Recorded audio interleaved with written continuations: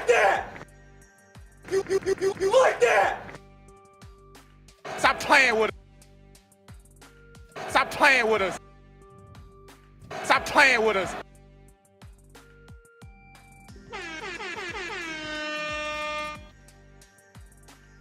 We're going to bite a kneecap off.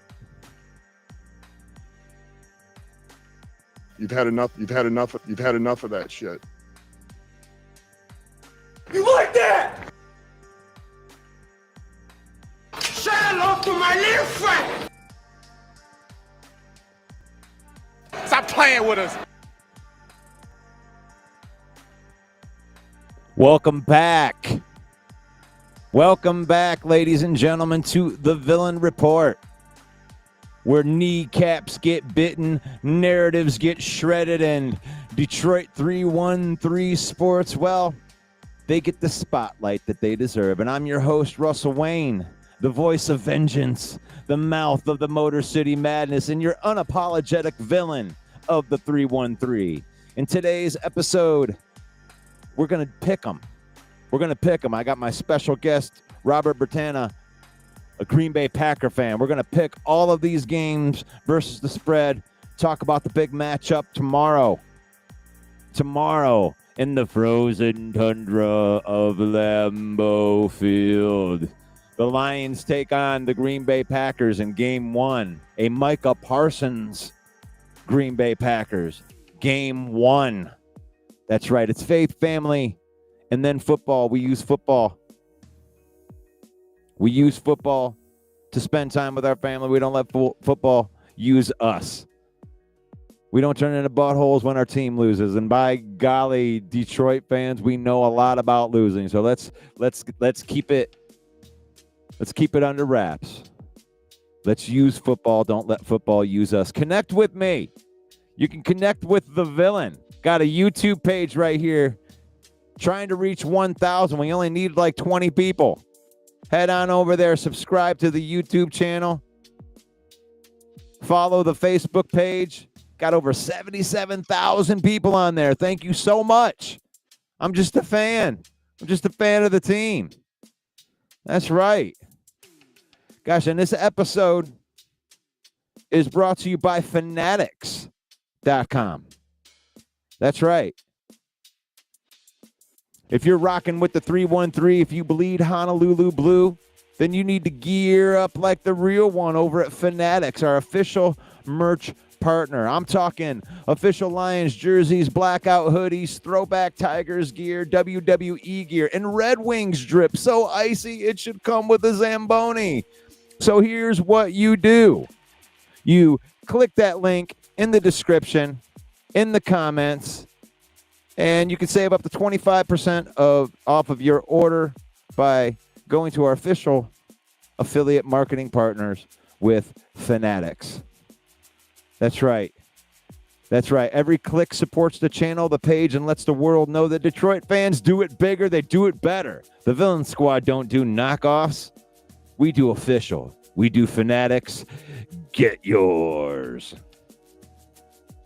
Oh, yeah. We're doing the Pickem Day. Welcome one. Welcome all. Oh, I got that up there. How are you doing, ladies and gentlemen? Let's say hello to everybody out there in the shout-out screen.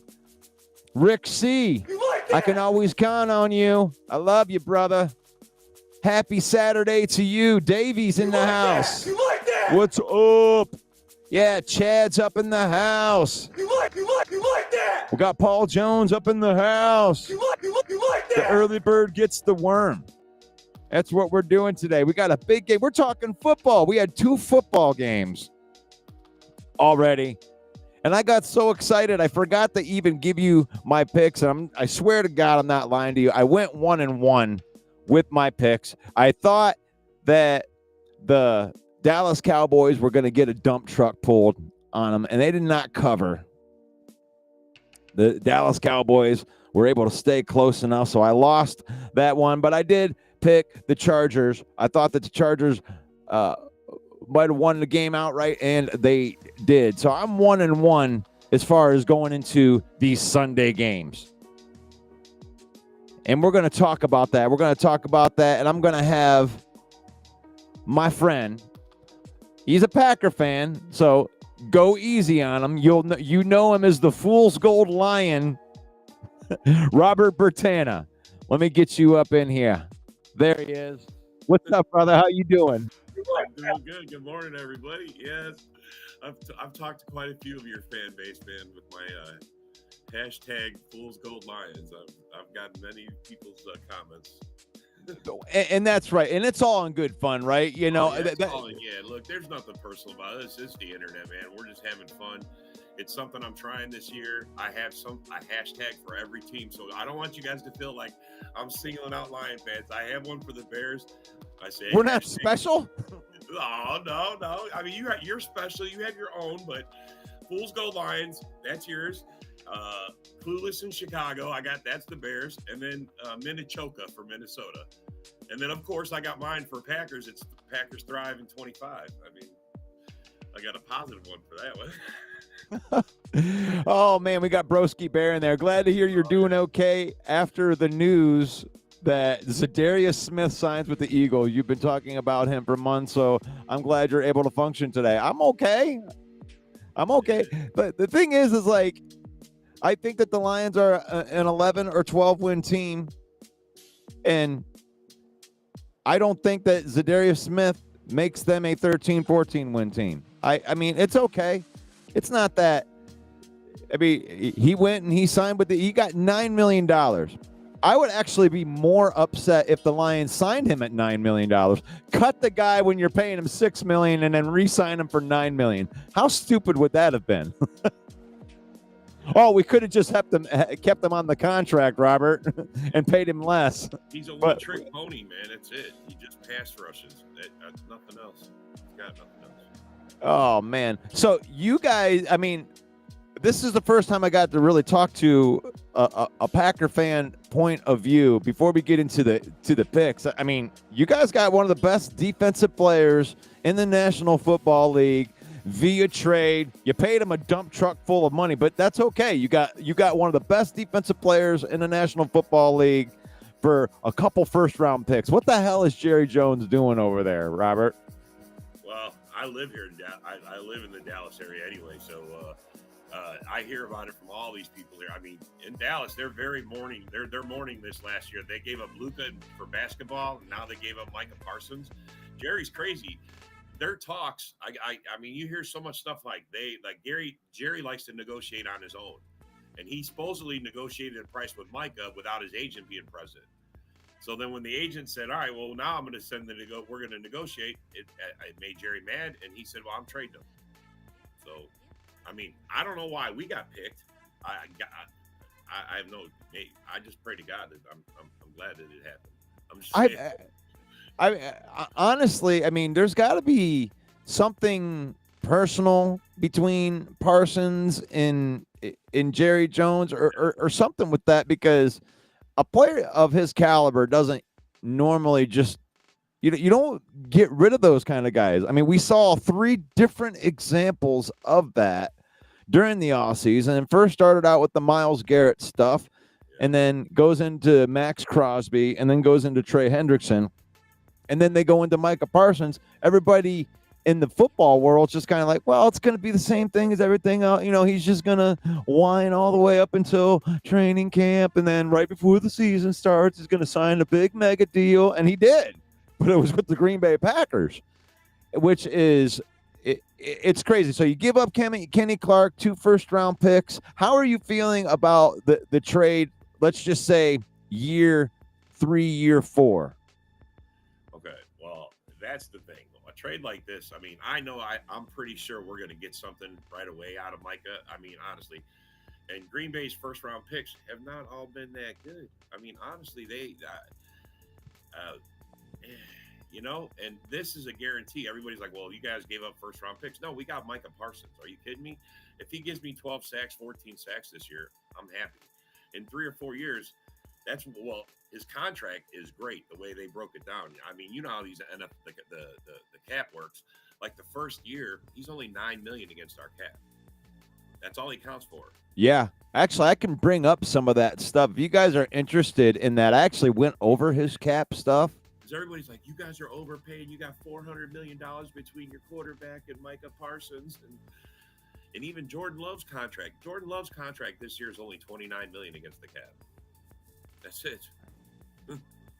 The thing with the cap, there's something that I don't even know how these things end up turning out, but something that the Philadelphia Eagles have been doing for a little while. The Lions did it with Kirby Joseph's contract. You did it with Goff's contract too, because no, he up to 69 next year, I believe. No, but they didn't do it with Goff's contract. I'm just talking about the way they load. They load these contracts. Like Goff's is pretty straightforward, where you got a low first year, it gets a little bit more, and then you get this balloon year that's ridiculous, and then after that, that's usually where you can get out of the contract after that big balloon year, and that's usually, and this is the part where Lion fan, you can hit the brakes here. It's going to be okay. They'll be able to re-sign all of these guys for this reason, but Goff's cap number $69 million next year. Well, his base salary is like $54 million, which means that if they restructure his contract in that year, they could lower that cap number by like $50 million. So if they need money is going to be available. Every team that is good does it to keep their good players, and Green Bay would be no different. You got a good first year. You got actually, the first 3 years of that contract look really, really good. Yeah. The problem is you've moved the money into years where he's not even playing for you anymore. There's a $20 million a year and Kirby Joseph is the same way. I can use those both as examples, but in 2029, because you're trying to win now, that's what you're opening up this window. I mean, Philadelphia Eagles are going to be completely screwed by what I'm looking at in the cap numbers in 29, 30, and 31. Yeah. So that's the question I want to ask fan base out there, whatever fan base that you are part of, is are you willing to push all those chips in here? You want these 3 great years. Would you totally just throw away a year to compete for 3 years like right now? And my answer is yes, 100%. Do it. We got all these prime, awesome, talented guys. Let's do everything that we can to keep these guys here long term. What say you, Robert? Oh, I agree, man. We're all in. I mean, when the Packers, in the last 2 seasons, we brought in Xavier McKinney last year, Josh Jacobs, and now Micah Parsons. This is like a win now for us. The contracts are all friendly. I mean, Micah's $9 million the first year, $19 million the second year, and like $28 million on the third, and then it balloons to like $69 million in the fourth year. So we got a 3-year window. This is the time. Let's do it. I mean, I'm a Packer fan. It's exciting to see my young team. I mean, we got one of the youngest teams in football, in the history of football, and now you add Micah Parsons. We got younger adding Micah, which is crazy. Got rid of Kenny. That's nuts. Yeah, we got younger. We got rid of Kenny, who was like almost 30, 29, and got younger with Micah at 26. I mean, it's we're all good. My wife and and this is Riker. Yeah. We're friends. I see your videos. Oh, you're already a fan of Riker. Yeah, all right. Yeah, I'm already a fan. I know exactly who he is. Oh man, this is such a blessing to be able to do a job like this. When COVID hit, like just to give you a little backstory out there, guys, if you guys don't, I'm the 313 villain. I've been doing this since the pandemic, and I had to start finding a different way to make money because during the pandemic, I'm a musician. I've been had been a musician for 25 years, toured all over the place, made my money strictly off of gigging and playing for people. When COVID happened, $50,000 worth of gigs were eradicated. No, I actually got to get unemployment for the first time, but still, that's nothing in comparison to what I was making as a musician. So I had to find a different way. And the Detroit Lions and just talking crap to Packer fans and it have afforded me an opportunity to be able to support my family from my house and to be able to take care of my special needs son and to be here. So anybody that comments, likes, subscribes, you're helping me support. I'm just a single dad that likes the Detroit Lions, and I like football. And that's why I have the mantra of faith, family, and then football. It's got to be in that order. My faith comes first, and then my family, and then I have some fun. And that way, when I have guys on here like Robert, which hashtag Fool's Gold Lions, that means that we can still have a awesome conversation and, still love each other as human beings. You like that? All right, I got all mushy right there. Ain't that right, Riker? We're trying to set a good. He's going live on his phone right now too. He's recording us recording, which is fun. Anyway. Oh man, so let's get into the meat and potatoes right here. So, be honest. Did you pick the first two games versus the? Let's see the first game versus the spread. The first game almost. Carter doing his little stunt there at the start of the show. I mean, that almost, I mean, I'm in a survivor pool too, and that was my pick for the survivor pool was the Eagles, man. He almost cost everything to start the season. Yeah, but I don't think people expected it to be that close. Hey, and Kenny Clark looked good. From the when I was watching how they defended Jalen Hurts, and it was just like, my Lions have a hard time stopping the mobile quarterbacks, and you have to be able to crush that can in order to be able to do. You got to be able to push that pocket and shrink that around the quarterback and not give him escape lanes. And Jalen Hurts is still he's a G, dude, running straight through that. They crushed that can, and I'm just watching him top step his way through that and still be able to make a play. But that's how you stop. That's the fundamental way to stop a mobile quarterback is you can't give him the outside. You got to collapse the pocket around him and let your pass rushers go after him. And hope you don't gouge you. Yeah. So let's see. Let me get these in here. All right. Oh man, makes us small. That's okay.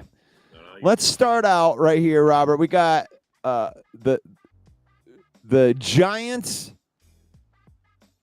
at the Commanders, and the Giants are getting 6 points. What say you? You can talk about the matchup too if you know something about it too. I mean, the Giants got a really good D-line this year. I mean, a really good, solid D-line, a pass rush, and all of that. But I'm not sold on their offense. And the Commanders, with how they played last season and how they look already, I think it's an easy victory for them. And 6, that's probably right. 6 is. So you're going to take the Giants and. I'm going to take Commanders. I like. Okay, you're going to take the Commanders minus the 6. Yep. I think they cover that. Okay. Yeah. Okay, I'm going to go against you. I'm going to go ahead. I'm going to take because I like that defensive line, and to explain the way that I feel about. Hold on a second. Let me get this. Let me see if this changes. Okay, yeah, this is what I wanted. This is the view I wanted. In a division game,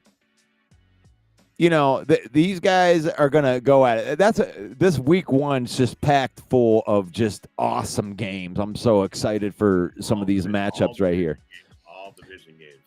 But the New York Giants drafted a guy named Abdul Carter, and they already had Brian Burns, and they just got a nasty defensive line, regardless of what they're going to do on offense. I do think the Commanders win this game, but I just think it's going to come down to the last second. So I'm going to go ahead and take the New York Giants plus the points in that situation, which is cool. I'm keeping track of this. I'm writing all this stuff down. It's like a way that you and I can go against each other. If you want to be part of this show, I'm going to have Johnny Gaz on here for some of these shows. We're going to start keeping track and see who picks these the best, just for some dumb competition, right? All right, another division matchup. And this time it's in the AFC Central, the Cincinnati Bengals going to Cleveland and laying 5.5 points. What say you, Robert? Yeah, I got the Bengals in this one. You got the Bengals just messing them all up right there. We're gonna agree. I mean, with that competition. I mean, with Burrows and that Chase, that connection they have. Oh my God, it did a lot of damage last year. I thought the Bengals, if they were coached a little better and had better, better defense. Hey, and that's the thing. Oh, what are you guys being? You guys are being mean to me. Why'd they do? They messed me up there. Why'd you change my stuff? Come on now. Yeah. But I think they cover. The Bengals are a good team. I like the run. Did they log me out? Maybe that's what they did. DraftKings, you guys aren't making it very conducive for me to do a show. Yeah, that's all right. They love you here. You've really built up the villain spot. My goodness, bro. Why am I not getting? Your squad is out there. Hey, it's all about just, putting yourself out there. Yeah, they're out. And the Lions have been doing well. We have. Well, yeah, when you're winning, and that's the thing is you get all the and you guys are experiencing the downside of winning is when your team gets poached, your coaches, players. I don't know what's going on here. Okay, there we go. That's crazy. I don't know why I did that. Where were we? We did okay. Oh, I got the Bengals too. The only way I could see the Browns getting in that close. I mean, they just paid Myles Garrett all that money. Maybe he can do it all by himself. Yeah. Going into Arizona versus the New Orleans Saints. Arizona laying 6.5. Yeah, Arizona. I like Arizona this year. I really like them this year. I think they're going to go Trey McBride, that connection. They got John Connor, the running back. I got him on my fantasy team. Yeah, I got him on a couple too. John Connor. He already knew. He came back from the future. He already knows he's going to rush for 1,400. That's what. Touchdowns. Come on, they can have a career year. They sent a robot back to try to stop him. We'll see if it happens. I got the Cards too. The New Orleans Saints. I can't put any trust into Spencer Rattler. And I think that Arizona has been one of these teams that supposedly been rising for the last 5 years. The Pittsburgh Steelers laying 3 points, going to New York and the new Aaron Glenn-led Jets. What say you? Well, but the Steelers got the Aaron Rodgers quarterback, so I mean, Playoffs? Yeah, I know, right? It's my quarterback. Fields is having a good year. I heard he had a good camp. I mean, I saw how he played against us. They laid a smack on us in the first week of preseason. He has a good camp every year. Yeah, I know, but look, I don't like Fields at all. I think it's my quarterback. I don't understand how he's starting someplace, but like some people have said that they might win their division. The Jets, they got the team. I'm like, I don't think so. But I like the Steelers. I like Aaron Rodgers and the Steelers. They got a gritty, grimy team. I think Aaron Glenn went to the right spot, regardless of what the media thinks about him. I heard he'd been giving the media a hard time, but that's just Aaron Glenn. He's just kind of a dry, straightforward type of dude. So if you ask him a dumb question, he's gonna let you kind of feel it. You know what I'm saying? Yeah, and I believe he knows defense. It's does he know offense? That's the thing. I don't know, man.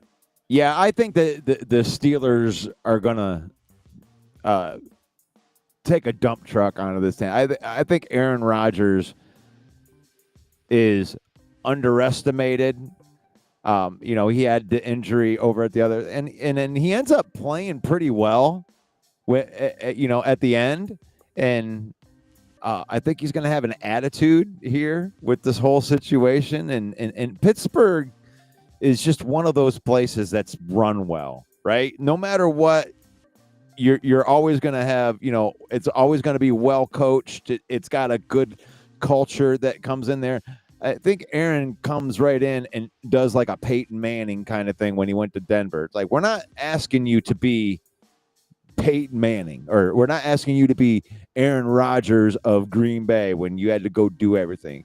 Run the offense, do that type of thing where you're not turning the ball over type of thing, and the defense is going to carry that team like it always does. So I'll take the Steelers to take a dump truck and take care of business. He's got some learning pains to go through, I think, Aaron Glenn. Oh, for sure. And I mean, this is the best thing for the Steelers. I mean, I honestly, since Tomlin's been the coach, name a quarterback that's come out of Pittsburgh. There isn't. The best quarterback they had was Roethlisberger. He inherited him from the previous regime, and he's tried getting quarterbacks in there. And this is how they can do it. They're I mean, it's good. Rodgers is the best quarterback that they've had in there. And I mean, it's hard, man. When you, it's so hard. It's so hard to get a quarterback in the NFL. I don't think people really realize that, especially if you've built a good team and then you're just like missing that over the top quarterback. And it's like, I mean, even look with the Lions with Stafford, even having like a really, really good quarterback and needing other pieces. It's like, it's hard. And Pittsburgh's kind of been in this. They've tried, they drafted Kenny Pickett in the first round. They've tried. Yeah. And it's just hard to find that franchise dude. Not everybody gets lucky enough to get a Mahomes, that is that plus of a player. They buy into the system and they do all the stuff that they got to do. I mean, that's, the perfect quarterbacks, right? Yeah. I know Jared Goff isn't perfect. You know that Jordan Love isn't perfect. We know that we don't have the guy at quarterback, so we compensate in other spots like that because it's so hard to find that top tier guy that is the over the top make you better type of guy. So moving on to the Buccaneers. The Buccaneers. Oh yeah, that's a division game. That's where it should be. 1.5, which is pretty much even when you're talking in the real world, right here. Laying 1.5 at home, which is pretty standard against the Falcons. What say you on this game? This is a good matchup. I mean, Dehan Robinson. I mean, that guy's a beast. Bucky Brooks. He came out of his shell last year. I mean, they got good wide receivers. They got. I mean, and I think they got Bucks got a better quarterback. So it is in Atlanta, though, right? That's what it says. Yeah, Tampa. That usually the away team's going to get the minus points, and that's it, right? Yeah. I'm taking Tampa. I think they cover. I think it's all right. Oh, I love it when we're going to pick against each other. There we go. Robert picks Tampa, and I'm going to take Atlanta, and I'll tell you why. Is the Tampa Bay Buccaneers lost a coach by the name of Casey Rogers to the Detroit Lions. And Casey Rogers is one of the best defensive line coaches and one of the main reasons you could see Tampa Bay be so good up front and stopping the run and being able to contain a guy like Bijan Robinson. This is the year that Atlanta takes that division over and all of that talent starts to come to fruition with Michael Penix Jr. getting the reins and that offense just being able to run into the future. This is a good Atlanta Falcons team. It's been a good team for a couple years on paper. This is where it comes to fruition. I think that the Falcons not only cover this, but they win the game outright. Don't the Falcons have the highest paid backup? They do. They do. And the thing is that's another thing that makes them dangerous for the future is they're paying their backup such good money and they have such a good core of young talent on there. That $40 million or whatever it is they're paying Cousins is going to come off of the books and they still have this established roster. Let that sink into Tampa Bay fans and teams that got to go against Atlanta. I mean, the only thing to me that could, trip them up is if Michael Penix Jr. is dog water, because that would be, the killer. But then you could throw Kirk Cousins in there, So I think they're looking pretty good.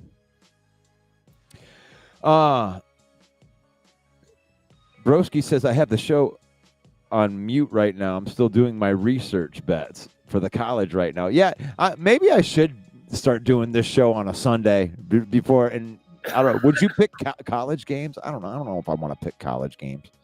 Yeah, I'm not a college guy. Yeah. Okay. That makes sense. So let's research and time on pros. That's hard enough. Yeah. You're like, man, it's hard enough picking the Carolina Panthers are going and getting 3.5 points on the road against the Jaguars. That's interesting. Yeah, the half point is like, man, that's always the especially in a close game like this. But the Jaguars, I'm going to take the Jaguars over the Panthers. I still think the Panthers are, they're better, and I want to see how Tet, because everybody wants to see how Tet plays. But I think this is a make or break year for for old Sunshine there in Jaguarsville. And he got to get the Avatar. Yeah, he's got to get. He's my quarterback. They paid him a big contract too, and if he don't show out this year, he'll be a free agent. So. Yeah, I'm not a believer in the Jacksonville Jaguars. Honestly, this stands out to me with the points. To me, I think that the Carolina Panthers are going to win the game because I like where they're going. I like the progression of their coaches. So the fact that I'm getting 3.5 points on top of that, I'll take that all day. All right. See, there's another one we differ on. That's good, but that's great. That's good. The thing about Vegas knows how to get your money. It's so when we come back to this and we go review our records from the previous week, you'll be surprised on how many times it's like 7-6. Like it's crazy how they get you where you're like, oh man, you win the game but you don't get the points right, or you get the points right, you don't win the game. It's like, oh man. But we'll have to see. But now we got an AFC matchup where we got the Dolphins playing the Colts. Dolphins getting 1.5 points. Wow, this is another tough one here. Two garbage teams going head to head. Yeah. And the coach from Miami's on the hot seat for sure. He is totally. And then now, didn't the Colts put in Danny Dimes? Isn't that their new quarterback? Danny Dimes. Yeah, who knows? Yeah, no, I'm pretty sure it is him. This is tough, but I'm going to take. I like Miami's running game. I think they cover this. I take Miami. Yeah, they went down to the assembly line over at the sugar plant downtown looking for some QB prospects there in Indianapolis, and this is like the Dolphins came to Detroit for the joint practice, and I don't know what they're practicing with down in Miami or what they expect to do, but the Lions just kind of bullied them for 2 straight days and just beat the crap out of them. And they got it kind of back to average on the second day. And they were like, man, these guys practice different. And like, no, you guys just practice like a bunch of wussies. So I'm going to take the Colts because I don't think that you can, teach toughness in 2 weeks. So I'll go ahead and take the Colts. Who did you take? I got Miami on that one. You got Miami? Okay, we're going to keep differing. I'll take the Colts. I like that. Let's go with the Raiders and the Patriots. To me, this is like 2 upstart teams, like teams that might be trending in a positive direction. You got the Raiders getting 2.5 points against the Patriots. What you got? Yeah, these are both new coaches. Vrabel in New England and the old man in for the Raiders. New quarterback. Everything. I like the way the Patriots look. I like the way they drafted. I like some of their offseason moves. I think they're a dark horse in that division. I think they're going to contend. So, and I got a buddy Joe he's a big time Raiders fan, and me and him disagree on this one a lot. But I'm going to take the Patriots. I like that. That's a good. I like the Patriots. We're going to agree on this one. I like the Patriots in this. I like Drake May. I like the coaching staff. You got kind of a history thing going on there. And the Raiders look good on paper. I like the idea of Genty in there, but I think the Patriots are just a little bit ahead. I don't like Geno. That's the thing is they got Yeah. Brock too. I mean, Brock is great, but I just don't like Geno. I mean, Geno Smith. Come on. So we're going to agree on that one. Let's take a little break here to pay the bills. You're watching the Lion Villain Report. I'm the 313 Villain. My name is Russell Wayne. I'm here Monday through Saturday at 10 a.m. And this show is brought to you by Fanatics. That's right. If you're rocking with the 313, if you bleed Honolulu blue, then you need to gear up like the real one over at Fanatics, our official our merch partner. I'm talking official Lions jerseys, blackout hoodies, throwback Tigers gear, WWE gear, Red Wings drip so icy it should come with a Zamboni. So here's what you do. You click that link in the description or the comments right there. Save up to 25% off of your order from our affiliate marketing partners over at Fanatics right there. Every click supports the channel, the page, and lets the world know that Detroit fans do it bigger and better. Villain Squad don't do knockoffs. We do official. We do Fanatics. Get yours. Oh, man. That's something that's like really, really uncomfortable for me. That used to be. You did it well, bro. You did it well. But it's something that's getting more comfortable for me, and I'm starting to enjoy it. No, you're really good at it. I'm quite impressive. But let's go into these. I've been watching your show for a while, bro. I mean, you were doing the off-season show, and I mean, if you're watching this show, you're a real fan, and that's how it started. You really way heads above how you were when you first started, bro. I mean, you built an empire over here, Russ. I'm impressed, buddy. I really am. Thank you. I'm going back through the comments right here, and I want to know why we're praying for Rick here. Uh-huh. Yeah,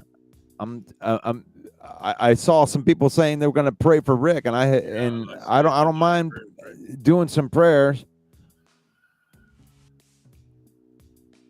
Going back through. Good morning.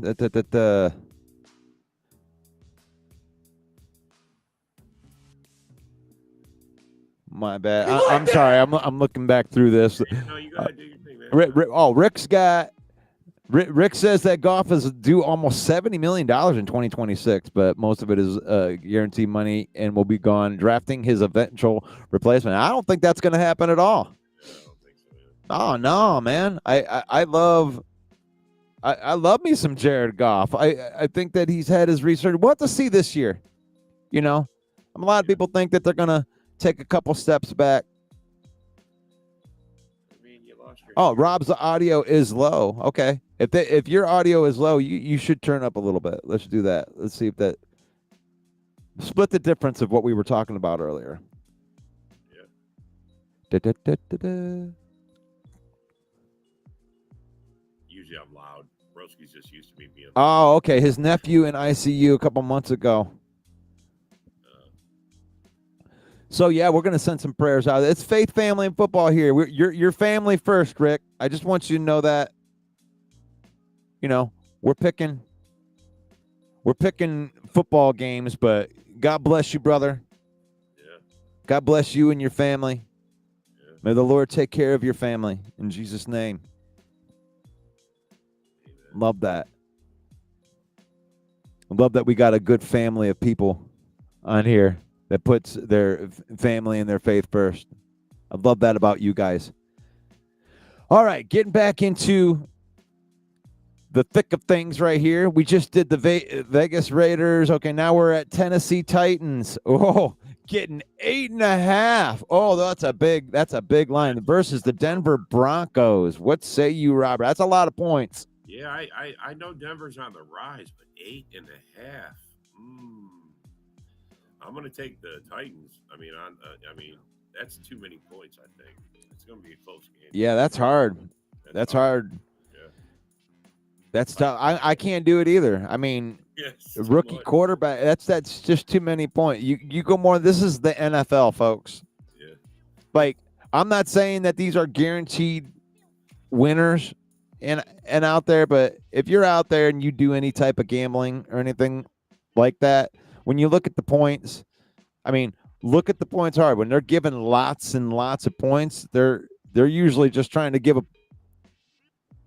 they want people to try to bet on the Titans. That's kind of what they do. So sometimes they overgive on the points because the Titans are going to lose the game. I don't think anybody would question that. The question is that too many points? I think that it is. I'm going to pick Tennessee, and I'm going to take the points and hope that the Broncos don't bring a dump truck in. All right, moving on to the San Francisco, another division matchup. The San Francisco 49ers against the Seattle Seahawks. In Seattle, the Niners are giving up 1.5. What say you, Robert? I'm taking the 12, man. I think, I say this because Sam Darnold's there now. I mean, look, but Purdy's in. I don't know. San Francisco's weird this year. They fell off. They lost a lot of pieces. Debo left. I mean, the other guy, Ayuk, he was talking about wanting out. I mean, they got decent, but CMC's a question mark. I mean, I think he's already hurt. They said he was fine all season. I thought last year they said he was done. He was going to have permanent issues with his ankles.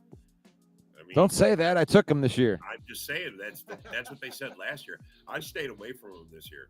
CMC was off limits for me, so I'm going to stick with the Seahawks. I think this is easy win for them at home, and they cover that easy. So yeah, Seahawks. All right, okay, we can differ. We're going to differ on this one. So you got the Seahawks. I'm going to take San Francisco for all of the reasons that you said, and I'm on a hope and a prayer that CMC does play, and Nick Bosa does play, and that they come back to reality, which was they were a really good team. But I really think their effects of all of those crazy contracts are still kind of feeling them.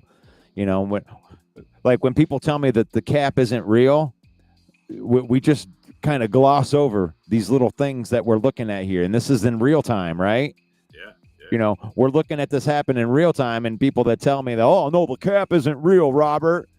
And it's like, yeah, well, it kind of is, to teams like San Francisco who paid and they opened their window wide open like 4 years ago. And the thing is like, it's not something that happens right now where you get in that screwed spot, because now they got a whole bunch of huge contracts that they've been trying to dump off. They got rid of Debo. They're moving stuff around to try to make it work, and then they paid Brock Purdy. Yeah. So you're in a what I like to call an uncontrollable cap situation, which is like where the Lions are in that they're thinking about it. Now, the Philadelphia Eagles last year, they decided to throw that caution to the wind. So they're not in that stable cap. They're in the all-in, go for it every year, and it'll get to an end. That rubber band will break like it does for every single team that does it like this eventually. Well, here's the thing, though. The cap, this is the other part of why it's such a mystery. It keeps growing every year. And the way the Eagles, why they're able to do this is in 2-3 years where all their money's going to be coming due, the cap's going to be up like 30% by then. Yeah, it's going to absorb a lot. You'll see, man. I'm telling you. It will absorb some of it, but they are in a critical. You're not. They got a lot couple of stars guys, got studs up you know, there, you I guys know. can probably absorb the Micah Parsons one. If you're just talking like one contract Yeah, or maybe two contracts like that, that's fine. You can absorb that. But they are at a critical mass yeah, type of deal where in like 2029, they have like 7 contracts yeah. that are all like 20 million plus that are going to hit when the guy's not even on the team anymore. Yeah. So I'm curious to see how that does play out, but you ain't going to be, I mean, the cap ain't going up by $175 million Yeah, no, it's over the going up, but it's not going up that much. But that's the thing. It's the cap's going up every year. That's the beauty part of it. And But if they get 3 Super Bowl titles in that time, who gives a crap, right? Exactly. Who Yes, cares? Yes. It's like, but you want to be able to do that from the Lions standpoint. I know exactly where they're thinking about right now. I don't want to go outside of my organization and spend these big dollar amounts. If I'm going to spend the big money, I want to sign Hutchinson, Jahmyr Gibbs, Sam Laporta, Brian Branch. I got guys on my own, Jack Campbell. I want guys that we drafted that have been here in the foxhole since day one. I don't want to bring some dude in that, I mean, I don't even know. Micah Parsons, great player. He's never been in your locker room before. You have no idea how he's going to interact. If, you know, what if Jordan Love throws 3 interceptions in the game? Is he going to go on his podcast and start telling everybody how bad Jordan Love sucks like he did to Dak Prescott? Yeah. It's like, those are questions that you got to answer. He might just come in and be a stud. He might just be like, yeah, I'm going to start acting right now because I'm on a good team. So I'm just... Yeah. I seen the interview from him, and I mean, he even talked. I mean, he was. They interviewed him, and he was like, he already has a rivalry with you guys. You know, he's like, I don't like Detroit because it first came up. He was talking like, he goes, Aaron, you don't like Detroit. He came with that kind of. So he's trick like, plays are for wusses. Yeah. Oh, he made comments because you guys remember the controversy with telling the refs if. You know, the controversy play where they were like, did you report in? Did you do? I mean, he's like, if you gotta do gadget plays, that means you're not good enough. You know what I'm saying? He was like, the way he said it. I know it's just Micah talking. They won that game. So locker room stuff to get hyped about already. Oh yeah. Like, put the bulletin board out there. We love that in Detroit. We love bulletin board material. We love that everybody's picked us to miss the playoffs. To me, that's hilarious. And Bill rolls with it. He saw that and he clipped the part of it where he says, "I don't like Detroit," and he played it over and over again. I don't like Detroit. Hey. They shouldn't. I'm glad that they don't like us, because you remember a couple of years ago we were having that conversation, and it was just like, I don't want you to like me. And a couple of years ago, people were saying stuff like, oh, the Detroit Lions, you guys are good. It's so cute the way that you guys are good this year. We want you to do good. I'm like, I don't want you to say that. I want you guys to be like, I'm so sick of you Detroit fans. You've earned that hate. We've earned the hate. You've earned it. I got it. That's why. You want to know why the villain squad does well? That's what it is. Like, people was like, why you call yourself the villains? Like, you don't. I am a villain to the other 31 teams. Yeah. Of course, everybody hates the villain except for the team that represents the villain, right? Yes. You know, like I think of like the old Detroit Pistons with Rasheed Wallace. It's like nobody likes Rasheed Wallace except for Detroit fans. Like. It's like it fits you guys, man. It's like the Raiders. You know, they got their own little. You guys got your own image. This is your thing, Dylan. I'm telling you, man. You've made this into an empire. This is going to be here in 10 years. You're going to be like 5 times the size you are right now, man. I mean, you guys are. This is awesome. I love it. Yeah, for sure. You guys, you really got something, man. You really do. Well, we got a couple more here. I'm going to skip the Detroit one right here for the time being. Hell yeah. Houston Texans Rams. Now this is a good. I like this game. This is a good game. You're getting 3 points on the road, and the Texans Rams getting 3 points on the road in LA. Who do you got here? This is a good game. me, this could have been a pick 'em. That's how close it is because the Rams are getting. They added some pieces this year. I mean, they're a favorite to win. I mean, and the Texans. I mean, we know about Stroud and Collins and their defense. Oof, this is a tough one. I'm going to take the Rams.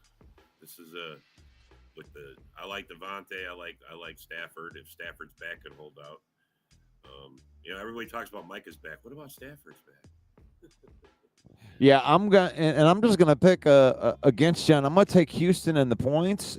Just the Texans are responsible for like the most highway robbery trade of all time by trading Deshaun Watson for 3 first-round picks, and the fact that they got 6 first-round picks over the last 3. You're talking like they were able to get C.J. Stroud and Will Anderson back to back, and like.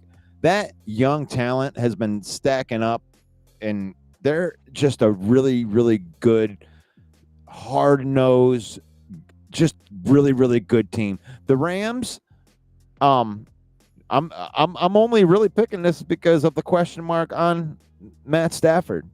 I think that Houston's coming in tough and nice and healthy, young and hungry. And the Rams got some question marks. So I'll go ahead and take the 3 points because even though they might not win, the Rams might win on a last-second field goal, but that would still mean I would cover that bet.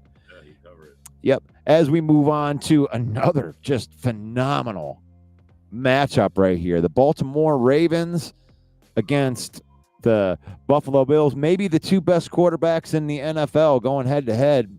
Minus 1.5 for the Ravens on the road.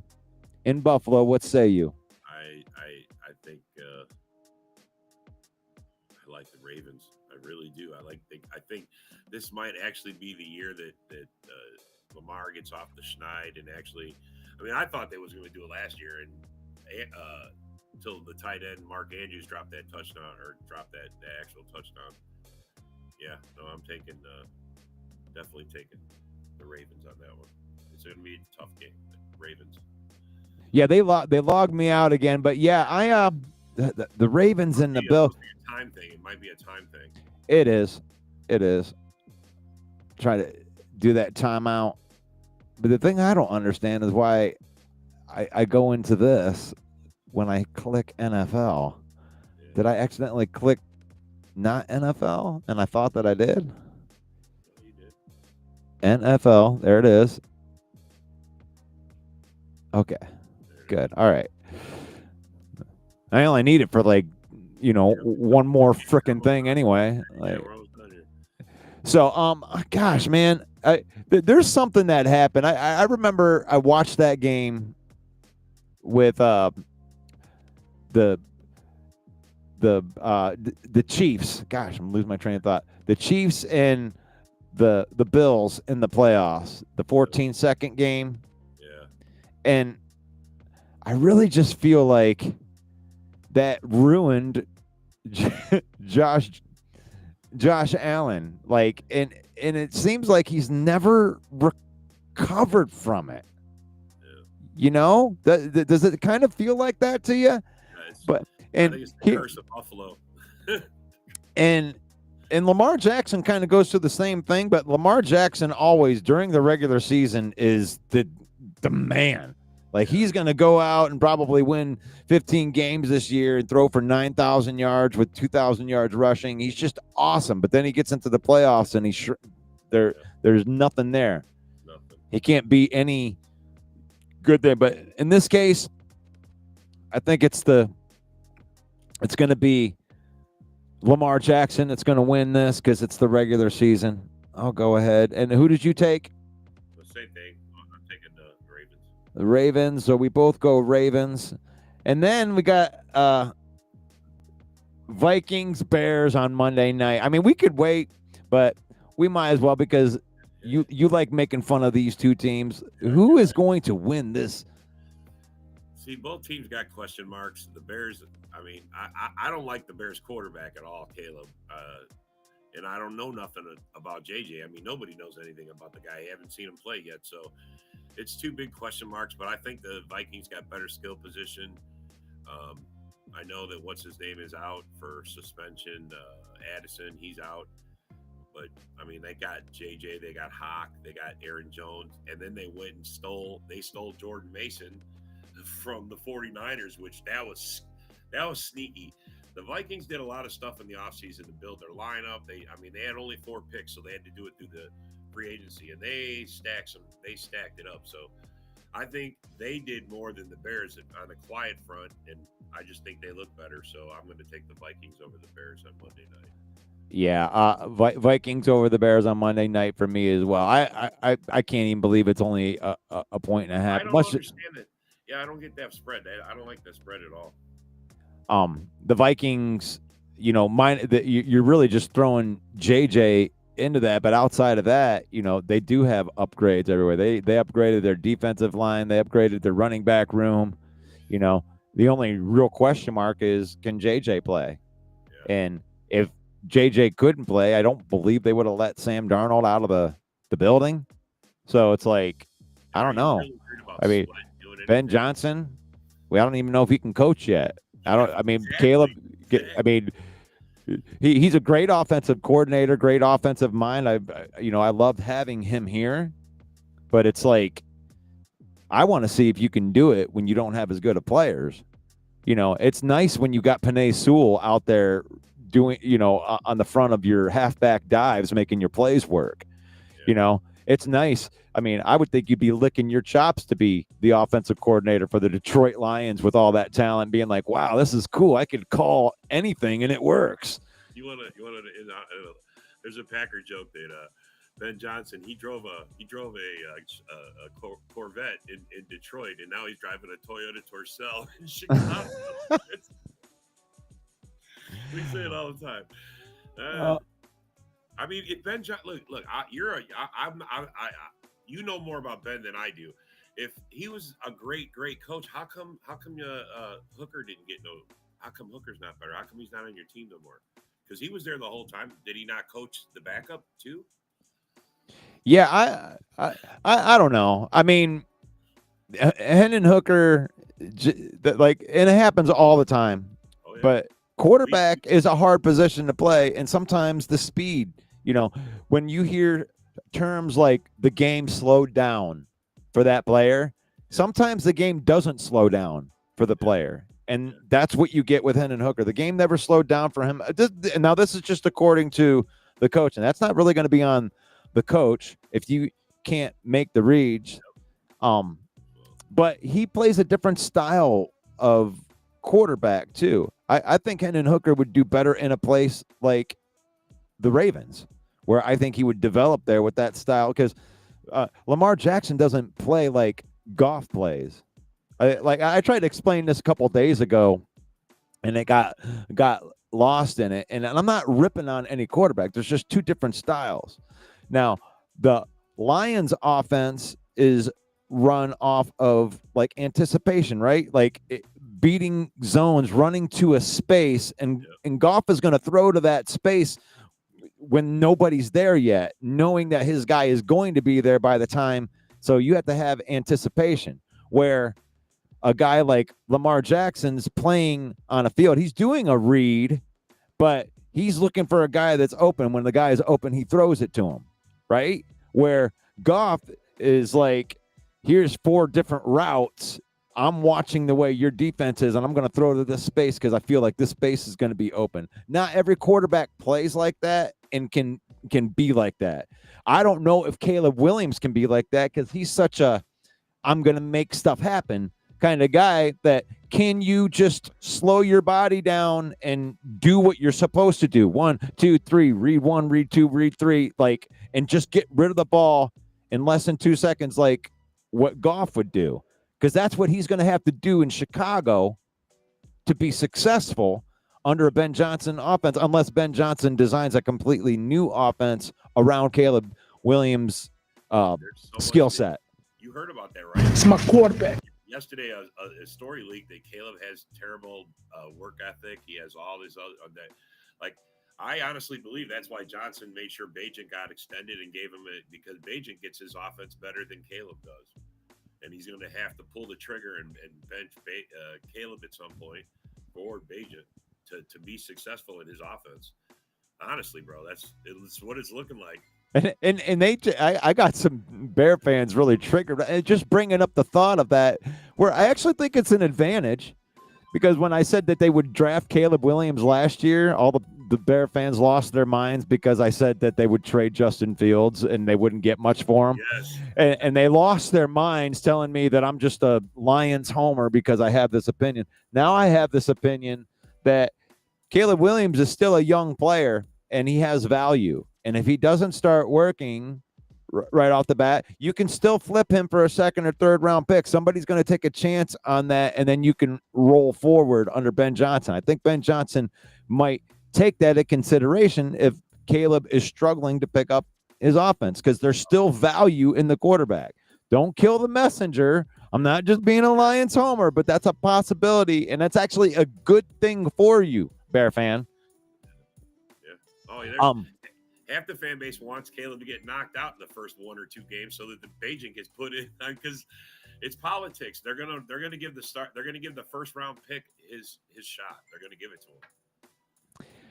I'm going to go through and give a shout out to everybody. Jerome's in the house. What's up, buddy? You like that? Rick C's still here. Broski Bear's still there. You like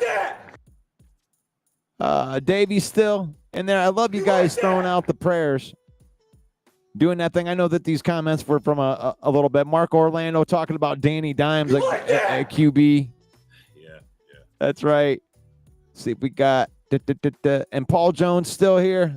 I appreciate you guys rocking with us all the way till the end of this, getting into this game that's going to be there. But before we do that, let's pay some bills. Yes, this show is brought to you by the Fanatics right there. You need to gear up like the real one over at Fanatics, our official merch partner. Use that code that I'm throwing into the comments right there. Save up to 25% off of your order from our affiliate marketing partners over at Fanatics. And here we are. We'll talk about this TG. It isn't TGIF anymore, but the key matchups right here is the Detroit Lions going to the frozen tundra of Lambeau Field in September, where it's not really frozen, but we're going to have a football game. And the news that Micah Parsons going to Green Bay has just made this rivalry so much juicier than it's ever been. How are you feeling about this rivalry matchup before we go into this, Robert? I mean, Micah Parsons, the minute we got him, there's been a smile on my face the whole time. I mean, there's a little bit of swag that comes with the guy who's got 50 sacks in his first 4 seasons. I mean, he's a beast. This matchup, like a lot of people ask me if I'm not scared of Micah Parsons. I like competition. My team, in my opinion, is a Super Bowl contending team, and Super Bowl contending teams don't worry about what other teams are doing. We got what we're doing. We're going to roll in with our crew, and whether you got Micah Parsons or whoever you got, we're going to play you, and we're going to play you hard, and it's going to be a good game, and we're going to be a tough out no matter who you have on your team. And that's the way I feel about it. I feel that Micah Parsons versus Penei Sewell twice a year for the foreseeable future is just heavyweight championship type of material. It's a beautiful thing. They're going to talk about that matchup for the next 5 years. It's going to be phenomenal. Yeah. Iron sharpening iron, Sewell versus Parsons, and even Taylor Decker versus Parsons. It's like he's going to try to find all these different ways to try to get He's already talked. He's going to move him around the line. I mean, you guys are going to have to contend with him all across. That's right. And staying disciplined is going to be the key in this game, not going outside of yourself. One of the things the Minnesota Vikings won 14 games last year, and a lot of it was because of the way that Brian Flores attacks his defense. He did not do well against the Lions in that because our offensive line is very, very disciplined under Hank Fraley. He's a really great coach. And even other guys that go in and spell, and like Coyote Awasika, other offensive linemen that have went in, play well underneath Hank Fraley. So if you're disciplined, they send all these exotic things at you. But if your guys do what they're supposed to do, you can block it. And you just need to give Goff 2.5 seconds, and he's going to get rid of the ball.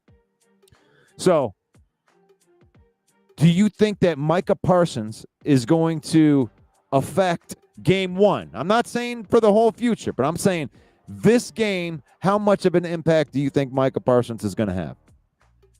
I personally think he's going to be on a snap count. He's not going to be playing the full game like you would expect. He's still learning the offense. Me personally, I think he's going to get at least one sack. I'm going to give him one sack. That's we already talked about it. We were like over under one sack. Some guys think he might get two. I personally think if he shows up and they put him out there and turn him loose for a couple plays, he's definitely going to get one sack. Because I watched the tape. The guy's stunts, some of the stunts they do, he's so fast. He is super fast, and that's what makes him effective. He just comes around the block. He'll come on around. And boom, he's in your face. That's what you got. And your O-line in the middle with you're missing Ragnow now and Zeitler and all that. That's your change. We'll see how it handles that. They're going to test the middle. That's where you guys are going to get tested. I honestly believe that. And they should. Yeah. Oh, yeah. And they should. Yesterday I was talking about the key matchups, and everybody was talking to me about, it's not, to me, it's not all about the Parsons versus our O-line, because for the most part, I think that our tackles, where he does the majority of his coming on, he'll go after a tackle, that's a wash. Yeah. And you have a young defensive line now in the middle, with Devontae Wyatt, and you guys got some young players that you're depending on, just like our team has some young players like Tate Ratledge. You're putting Glasgow in the middle for the first time. You're moving Mahogany in there, second-year player. That's where the story is going to get told. Yep. Who's going to win between your young defensive line and my young offensive line? And I agree with you. I think Parsons is going to get a sack. I think Aiden Hutchinson's going to get a sack. So this is going to be such a fun game. In that way, and honestly, I'm such a homer. I think that we're going to run the ball all over you guys, and that you guys have a severe disadvantage against our skill position wide receivers. So if you don't get a pass rush, I think we're going to blow you out. Yep. No, I agree. We have to have the pass rush. We need that. That was one of the things was lacking last year. We still finished 8th in sacks, but I want to see scary defense. I want to see Goff just being like, oh shit. I want to see him doing this, eyes in the back of his head. That's our best chance. Disrupting that little flow you guys get. So yeah, and nothing makes a pass rush go away like a good run game. Yeah. And honestly, whichever team establishes the run between Josh Jacobs and our two-headed monster, I think is going to win the game.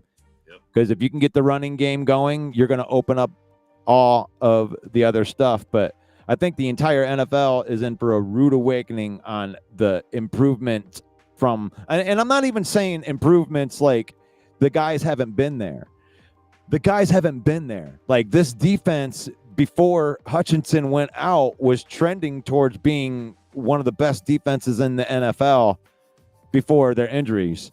And now you're at full strength. That's all I really want to see. I want to see how good this defense can be, and I don't want injuries to be the reason.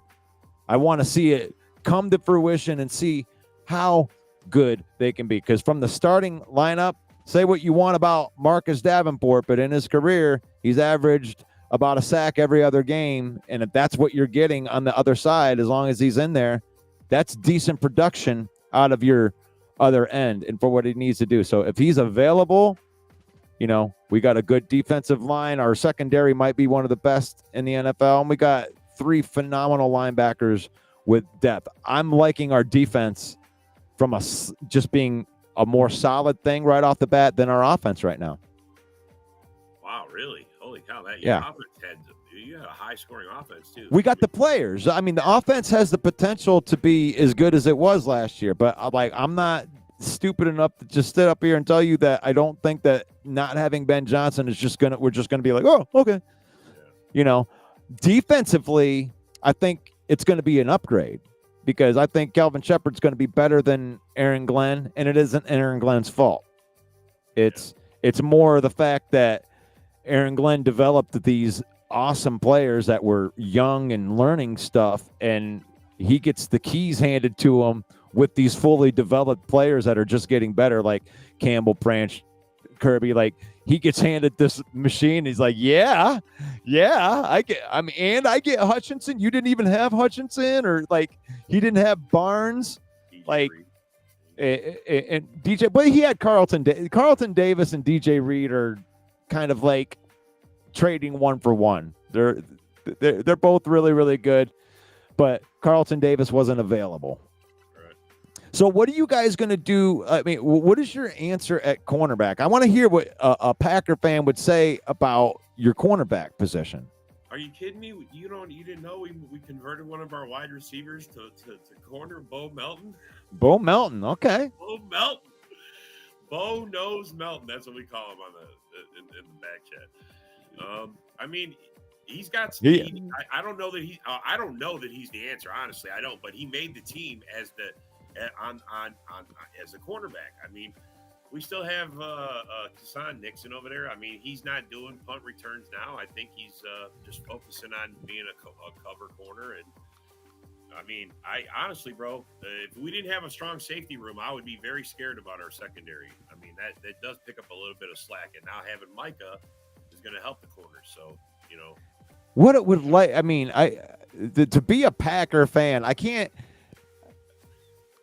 say that. So like I'm just like, if I flip the roles right here, and the Lions were going into the season, right? And we converted Jamison Williams to a cornerback instead, and we're rolling into it, but we went out and we got Micah Parsons for our team.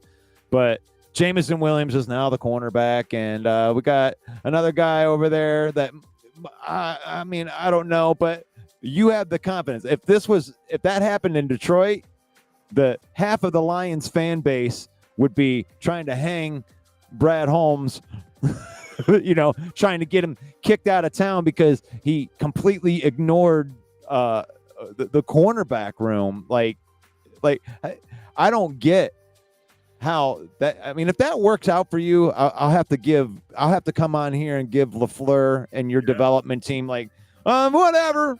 Oh, hey, you're a wide receiver. Yeah, you're a cornerback now. I mean, we still have Valentine. Valentine made some strides last year. I mean, the last 2 years having Jair on the team, he hasn't played for 10 games each season.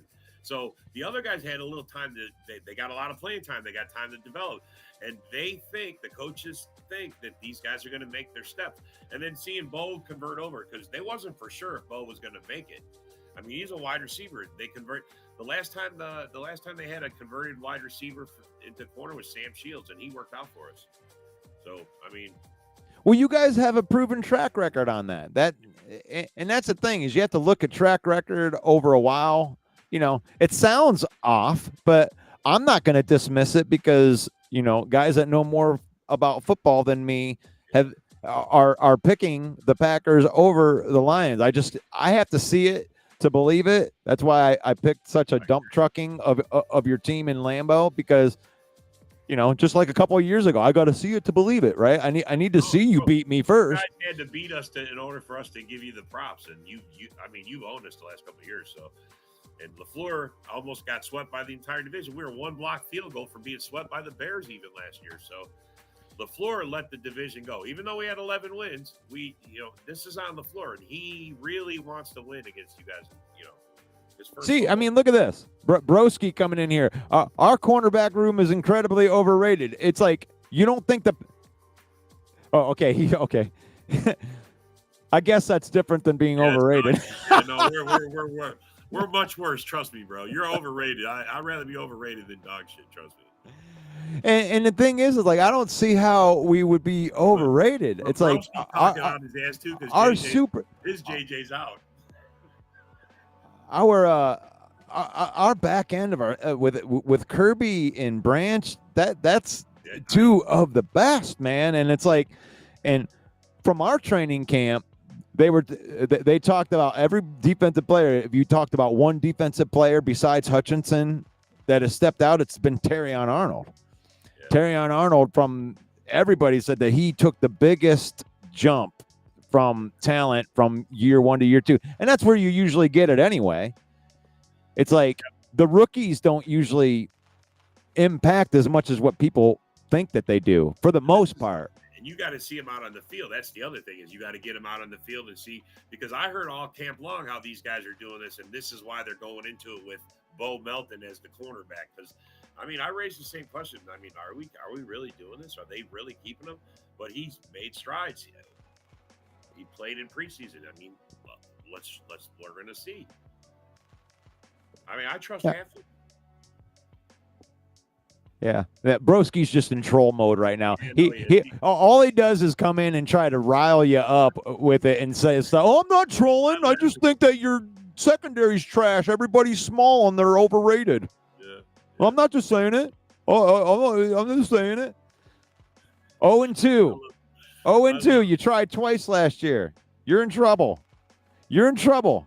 I can't wait till everybody finds out. It's like, if you think that Dan Campbell is just going to fall off the face of the earth now because his coordinators are gone. And the biggest thing that I hear from people is that, well, 2 years ago, the Philadelphia Eagles, they lost both of their coordinators, and look at how they did. They were 10-1 that year. They started that year 10-1. Do you know what they did to make them lose the rest of their games? And Lions fans should love this. They hired Matt Patricia as their play caller. And then they finished their season and got bounced in the first round of the playoffs. Not because they lost their coordinators, because they hired Matt Patricia.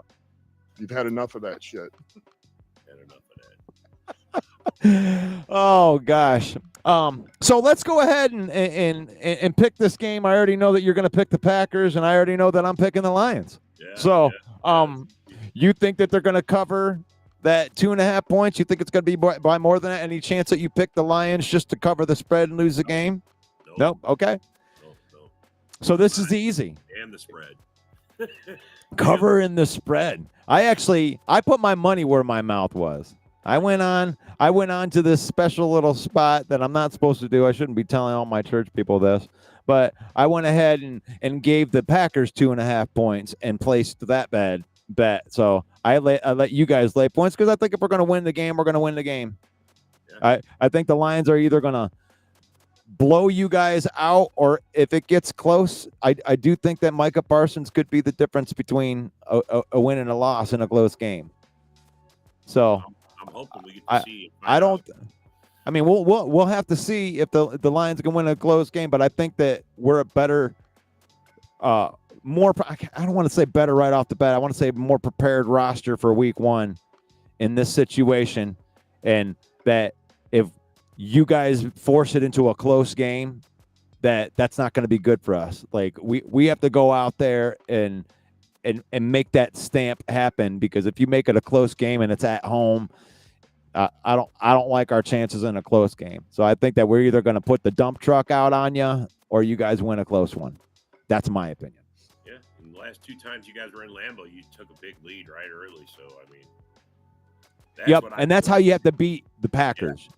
You have to be able to run the ball, control the clock, get out ahead, and not let them attack with their defense. Okay, there it is out there. Broski's still out there trolling. That's all good. We're about done right here. Anyway, this has been the Lions Villain Report, and we had Robert Bertana on here, the Green Bay Packer fan. I'm hoping to make this a tradition, picking these things. You get to meet Johnny Gaz next week. All right. Hopefully with this, and there we go. This has been the Lion Villain Report. You can connect with me. Connect with me. Come on, guys. It's okay. Head on over to that YouTube channel. I'm trying to get this thing over 1,000. I need like 20 people. Go over there. Hit that subscribe button. I'm trying to build that one up. We got 77,000 people on this Facebook. It's crazy. Lion fans coming out of the woodworks. It's fun. It's fun to have a good team.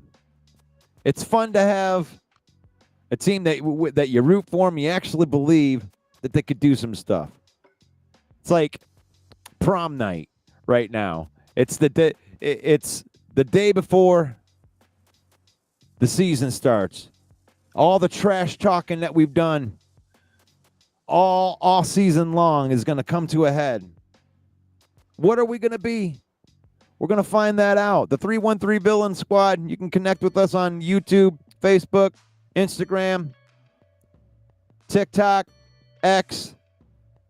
If you're a fan of Detroit sports or you're a fan of sports in general, connect with us. Hit that like button, comment, ask questions, join the conversation. As always, we're brought to you by Fanatics.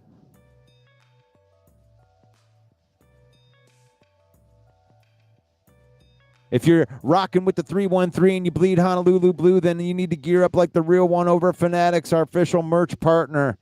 Click that link in the description. Save up to 25% off of your order from our affiliate marketing partner at Fanatics. It's faith, family, and then football on this program. We emphasize that. We put our faith first. We use football to spend time with our family, make memories. We don't let football use us. May the Lord bless you. May the Lord keep you. May the Lord shine his face upon you until we meet again. In Jesus' name. God bless you guys. I'm Russell Wayne, and this is Robert Pertana. We're signing off. Peace and love.